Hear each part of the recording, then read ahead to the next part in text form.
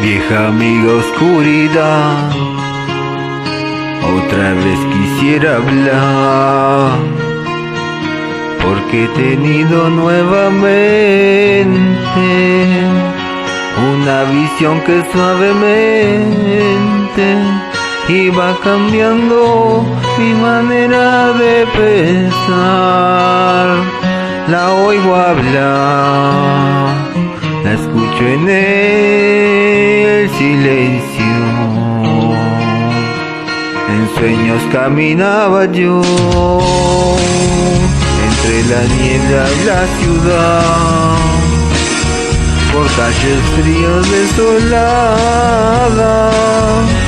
cuando una luz blanco y la helada hirió mis ojos y también hirió mi soledad. La vi brillar, la veo en el silencio, en la desnuda luz miré,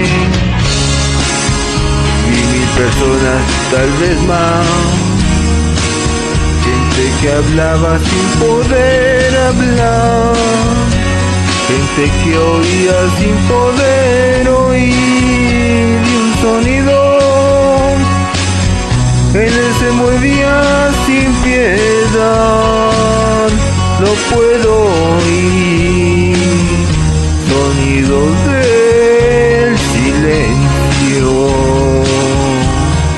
Entonces yo les quise hablar, entonces los quise ayudar, quise sentirlos como hermanos, quise tomarlos de las manos, pero no podían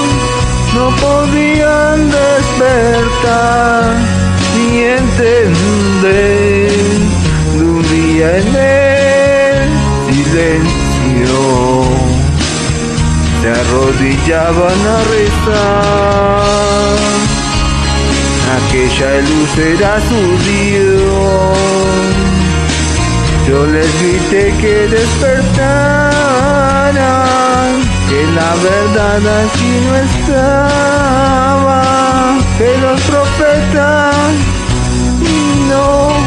no son luces de neón, y que Dios siempre habla en silencio.